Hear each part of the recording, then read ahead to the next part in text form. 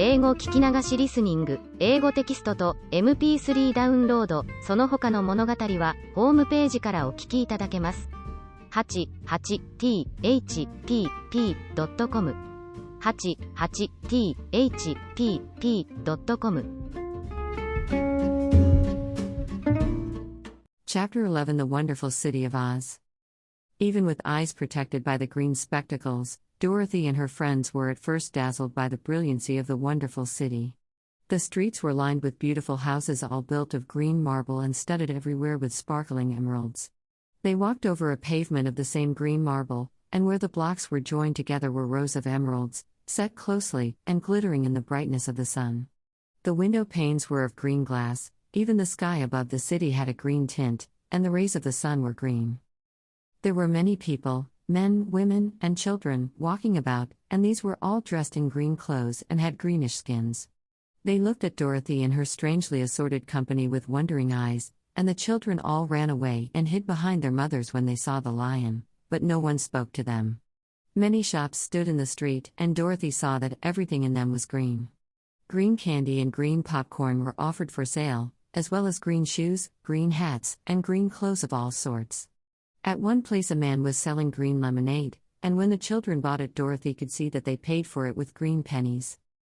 There seemed to be no horses nor animals of any kind. The men carried things around in little green carts, which they pushed before them. Everyone seemed happy and contented and prosperous. The guardian of the gates led them through the streets until they came to a big building, exactly in the middle of the city, which was the Palace of Oz, the Great Wizard. There was a soldier before the door, dressed in a green uniform and wearing a long green beard. "Here are strangers," said the guardian of the gates to him, "and they demand to see the Great Oz." "Step inside," answered the soldier, "and I will carry your message to him." So they passed through the palace gates and were led into a big room with a green carpet and lovely green furniture set with emeralds. The soldier made them all wipe their feet upon a green mat before entering this room, and when they were seated he said politely, "Please make yourselves comfortable while I go to the door of the throne room and tell us you are here." They had to wait a long time before the soldier returned. When, at last, he came back, Dorothy asked, "Have you seen Oz?" "Oh, no," returned the soldier, "I have never seen him.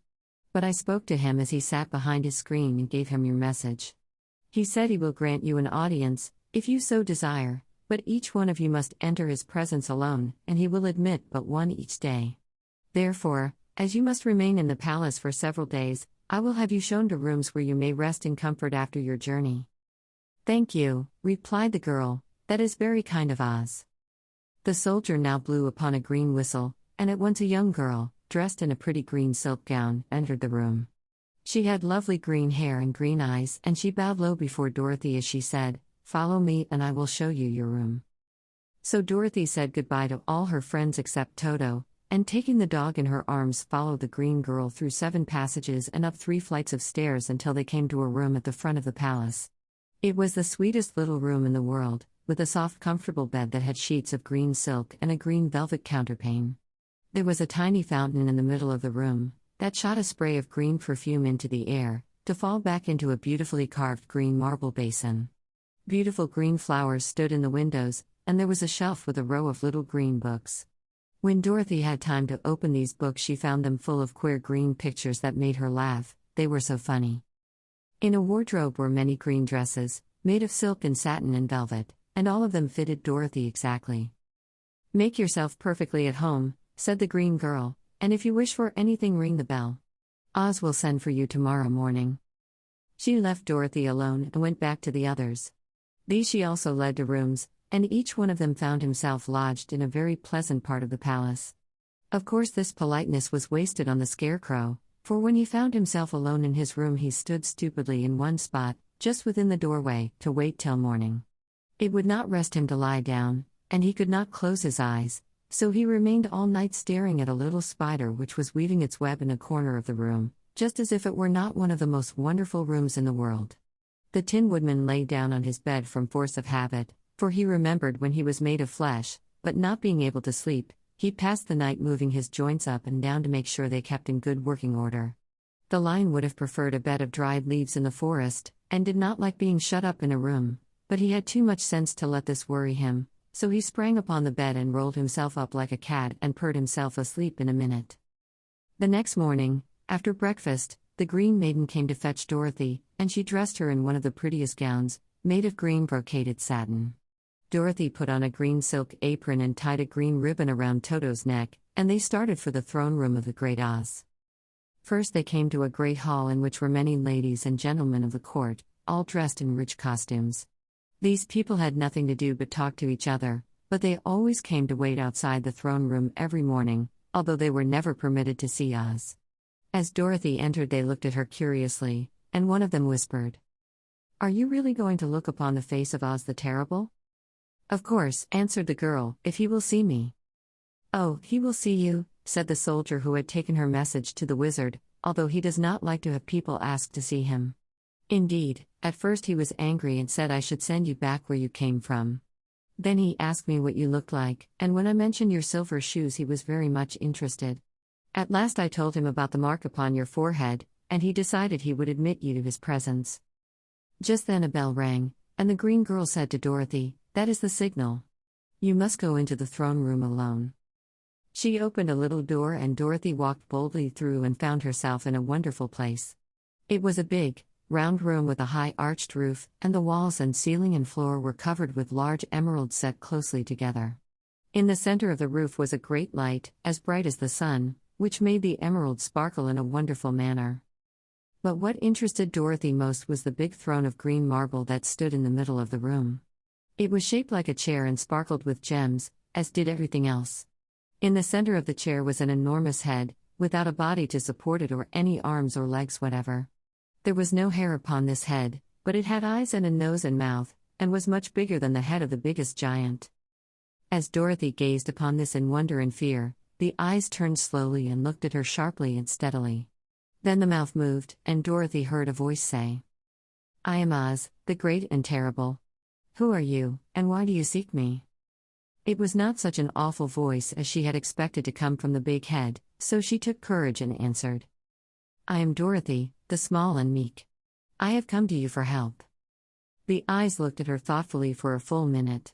Then said the voice, "Where did you get the silver shoes?" "I got them from the Wicked Witch of the East, when my house fell on her and killed her," she replied. "Where did you get the mark upon your forehead?" continued the voice. "That is where the Good Witch of the North kissed me when she bade me goodbye and sent me to you," said the girl. Again the eyes looked at her sharply, and they saw she was telling the truth. Then Oz asked, "What do you wish me to do?" "Send me back to Kansas, where my Aunt Em and Uncle Henry are," she answered earnestly. "I don't like your country, although it is so beautiful. And I am sure Aunt Em will be dreadfully worried over my being away so long." The eyes winked 3 times, and then they turned up to the ceiling and down to the floor and rolled around so queerly that they seemed to see every part of the room. And at last they looked at Dorothy again. "Why should I do this for you?" asked Oz. "Because you are strong and I am weak, because you are a great wizard and I am only a little girl." "But you were strong enough to kill the Wicked Witch of the East," said Oz. "That just happened," returned Dorothy simply. "I could not help it." "Well," said the head, "I will give you my answer. You have no right to expect me to send you back to Kansas unless you do something for me in return. In this country everyone must pay for everything he gets. If you wish me to use my magic power to send you home again, you must do something for me first. Help me and I will help you." "What must I do?" asked the girl. "Kill the Wicked Witch of the West," answered Oz. "But I cannot," exclaimed Dorothy, greatly surprised. "You killed the Witch of the East and you wear the silver shoes, which bear a powerful charm. There is now but one Wicked Witch left in all this land, and when you can tell me she is dead I will send you back to Kansas, but not before." The little girl began to weep, she was so much disappointed, and the eyes winked again and looked upon her anxiously, as if the Great Oz felt that she could help him if she would. "I never killed anything, willingly," she sobbed. "Even if I wanted to, how could I kill the Wicked Witch? If you, who are great and terrible, cannot kill her yourself, how do you expect me to do it?" "I do not know," said the head, "but that is my answer, and until the Wicked Witch dies you will not see your uncle and aunt again. Remember that the witch is wicked, tremendously wicked, and ought to be killed. Now go, and do not ask to see me again until you have done your task. Sorrowfully, Dorothy left the throne room and went back where the lion and the scarecrow and the Tin Woodman were waiting to hear what Oz had said to her. There is no hope for me, she said sadly, for Oz will not send me home until I have killed the Wicked Witch of the West, and that I can never do. Her friends were sorry, but could do nothing to help her, so Dorothy went to her own room and lay down on the bed and cried herself to sleep. The next morning the soldier with the green whiskers came to the scarecrow and said, "Come with me, for Oz has sent for you." So the scarecrow followed him and was admitted into the great throne room, where he saw, sitting in the emerald throne, a most lovely lady. She was dressed in green silk gauze and wore upon her flowing green locks a crown of jewels. Growing from her shoulders were wings, gorgeous in color and so light that they fluttered if the slightest breath of air reached them. When the scarecrow had bowed, as prettily as his straw stuffing would let him, before this beautiful creature, she looked upon him sweetly, and said, "I am Oz, the great and terrible. Who are you, and why do you seek me?" Now the scarecrow, who had expected to see the great head Dorothy had told him of, was much astonished, but he answered her bravely. "I am only a scarecrow, stuffed with straw. Therefore I have no brains, and I come to you praying that you will put brains in my head instead of straw, so that I may become as much a man as any other in your dominions." "Why should I do this for you?" asked the lady. "Because you are wise and powerful, and no one else can help me," answered the scarecrow. "I never grant favors without some return," said Oz, "but this much I will promise. If you will kill for me the Wicked Witch of the West, I will bestow upon you a great many brains, and such good brains that you will be the wisest man in all the land of Oz." "I thought you asked Dorothy to kill the witch," said the scarecrow, in surprise. "So I did. I don't care who kills her. But until she is dead I will not grant your wish. Now go, and do not seek me again until you have earned the brains you so greatly desire." The scarecrow went sorrowfully back to his friends and told them what Oz had said, and Dorothy was surprised to find that the great wizard was not a head, as she had seen him, but a lovely lady. "All the same," said the scarecrow, "she needs a heart as much as the Tin Woodman." On the next morning the soldier with the green whiskers came to the Tin Woodman and said, "Oz has sent for you. Follow me." So the Tin Woodman followed him and came to the great throne room. He did not know whether he would find Oz a lovely lady or a head, but he hoped it would be the lovely lady. "For," he said to himself, "if it is the head, I am sure I shall not be given a heart, since a head has no heart of its own and therefore cannot feel for me. But if it is the lovely lady I shall beg hard for a heart, for all ladies are themselves said to be kindly-hearted." But when the woodman entered the great throne room he saw neither the head nor the lady, for Oz had taken the shape of a most terrible beast. It was nearly as big as an elephant, and the green throne seemed hardly strong enough to hold its weight. The beast had a head like that of a rhinoceros, only there were 5 eyes in its face. There were 5 long arms growing out of its body, and it also had 5 long, slim legs. Thick, woolly hair covered every part of it, and a more dreadful-looking monster could not be imagined. It was fortunate the Tin Woodman had no heart at that moment, for it would have beat loud and fast from terror. But being only tin, the Woodman was not at all afraid, although he was much disappointed. "I am Oz, the great and terrible," spoke the beast, in a voice that was one great roar. "Who are you, and why do you seek me?" "I am a woodman, and made of tin. Therefore I have no heart, and cannot love. I pray you to give me a heart that I may be as other men are." "Why should I do this?" demanded the beast. "Because I ask it, and you alone can grant my request," answered the woodman. Oz gave a low growl at this, but said, gruffly, "If you indeed desire a heart, you must earn it." "How?" asked the woodman. "Help Dorothy to kill the Wicked Witch of the West," replied the beast. "When the witch is dead, come to me, and I will then give you the biggest and kindest and most loving heart in all the land of Oz." So the Tin Woodman was forced to return sorrowfully to his friends and tell them of the terrible beast he had seen.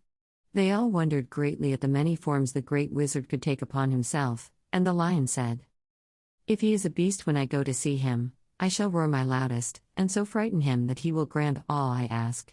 And if he is the lovely lady, I shall pretend to spring upon her, and so compel her to do my bidding. And if he is the great head, he will be at my mercy, for I will roll this head all about the room until he promises to give us what we desire.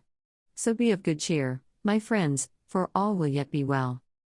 The next morning, the soldier with the green whiskers led the lion to the great throne room and bade him enter the presence of Oz. The lion at once passed through the door, and glancing around saw, to his surprise, that before the throne was a ball of fire, so fierce and glowing he could scarcely bear to gaze upon it. His first thought was that Oz had by accident caught on fire and was burning up, but when he tried to go nearer, the heat was so intense that it singed his whiskers, and he crept back tremblingly to a spot nearer the door. Then a low, quiet voice came from the ball of fire, and these were the words it spoke. "I am Oz, the great and terrible. Who are you, and why do you seek me?" And the lion answered, "I am a cowardly lion, afraid of everything. I came to you to beg that you give me courage, so that in reality I may become the king of beasts, as men call me." "Why should I give you courage?" demanded Oz. "Because of all wizards you are the greatest, and alone have power to grant my request," answered the lion. The ball of fire burned fiercely for a time, and the voice said, "Bring me proof that the wicked witch is dead, and that moment I will give you courage. But as long as the witch lives, you must remain a coward." The lion was angry at this speech, but could say nothing in reply, and while he stood silently gazing at the ball of fire, it became so furiously hot that he turned tail and rushed from the room. He was glad to find his friends waiting for him, and told them of his terrible interview with the wizard. "What shall we do now?" asked Dorothy sadly. "There is only one thing we can do," returned the lion, "and that is to go to the land of the Winkies, seek out the wicked witch, and destroy her." "But suppose we cannot?" said the girl. "Then I shall never have courage," declared the lion. "And I shall never have brains," added the scarecrow. "And I shall never have a heart," spoke the Tin Woodman. "And I shall never see Aunt Em and Uncle Henry," said Dorothy, beginning to cry. "Be careful," cried the green girl. "The tears will fall on your green silk gown and spot it." So Dorothy dried her eyes and said, "I suppose we must try it, but I am sure I do not want to kill anybody, even to see Aunt Em again." "I will go with you, but I'm too much of a coward to kill the witch," said the lion. "I will go too," declared the scarecrow, "but I shall not be of much help to you, I am such a fool." "I haven't the heart to harm even a witch," remarked the Tin Woodman, "but if you go I certainly shall go with you."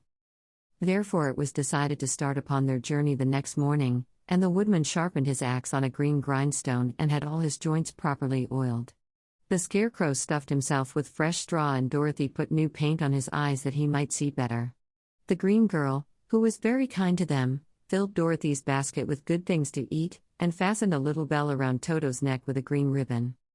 They went to bed quite early and slept soundly until daylight, when they were awakened by the crowing of a green cock that lived in the backyard of the palace, and the cackling of a hen that had laid a green egg.